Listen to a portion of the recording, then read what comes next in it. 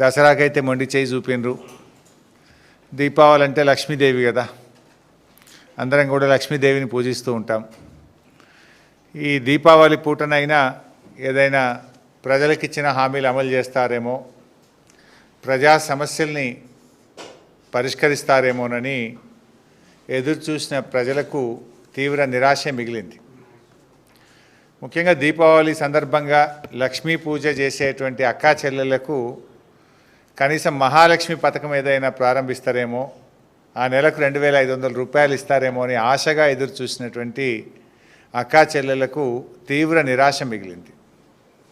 అదేవిధంగా అవ్వాతాతలకు ఏమైనా 4,000 పెన్షన్ ఇస్తారేమో, వడ్లకు రావాల్సిన బోనస్ డబ్బులు 1,300 కోట్ల రూపాయలు విడుదల చేస్తారేమో అని అనుకున్నాం. కానీ జరిగింది ఏంది అని చూస్తే అందరికీ నిరాశే. 4,000 పెన్షన్ మాట లేదు, మహాలక్ష్మి ముచ్చట లేదు, బోనస్ ప్రస్తావన లేదు.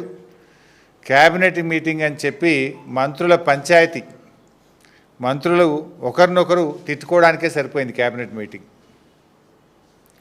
క్యాబినెట్ అనేది ఈరోజు 1 కాదు 2 కాదు 1/2 డజన్ వర్గాలుగా విడిపోయినటువంటి పరిస్థితి. గ్రూపులుగా విడిపోయింది క్యాబినెట్ మీటింగ్. ఇలా పాలన గాలికి వదిలేసినారు. క్యాబినెట్ మీటింగ్ అంటే మంత్రుల పంచాయతీలు తెంపుకోవడానికే క్యాబినెట్ మీటింగ్ అయిపోయింది.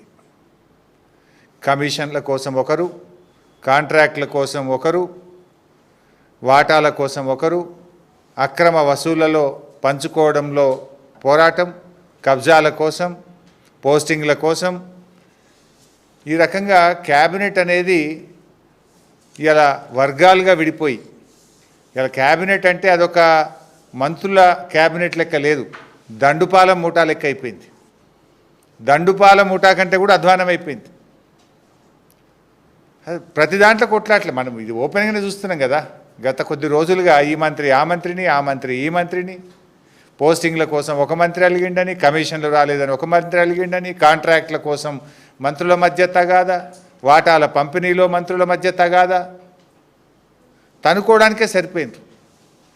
ఇలా ఈవెన్ ఆ మంత్రులే ఇలా పరిస్థితి ఏంటంటే అతుకుల బొంత అయిపోయింది గవర్నమెంట్. అతుకుల బొంతగా ఉన్న ఈ ప్రభుత్వంలో ఎప్పుడు ఏం జరుగుతుందో అన్నట్టు స్వయంగా మంత్రులే మాట్లాడుకుంటున్నారు, కాంగ్రెస్ శాసనసభ్యులే మాట్లాడుకుంటున్నారు.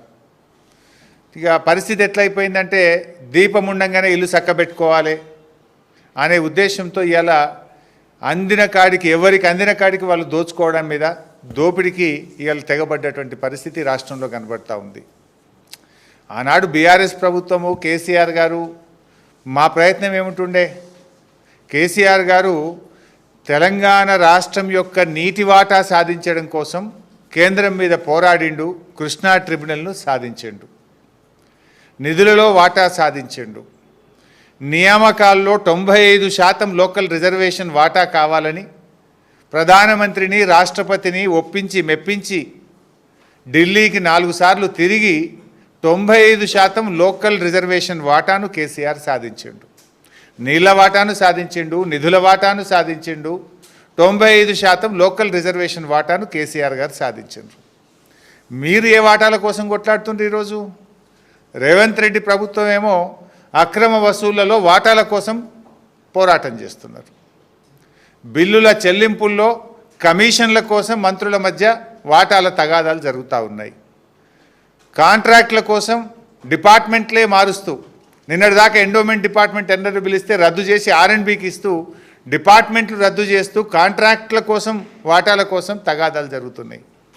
మేమేమో ఈ రాష్ట్ర ప్రజల నీళ్ల కోసం, నిధుల కోసం, ఉద్యోగాల కోసం, స్థానిక వాటా కోసం పోరాడింది బీఆర్ఎస్ అయితే, ఇవాళ మీరు మీ జేబులు నింపుకోవడానికి, మీ సొంత వాటాల కోసం, మీ ఆస్తుల కోసం, మీ కబ్జాల కోసం మీరు తగాదాలు పడుతున్నారు. ఇది ఇవాళ రాష్ట్రంలో జరుగుతున్నటువంటి పరిస్థితి.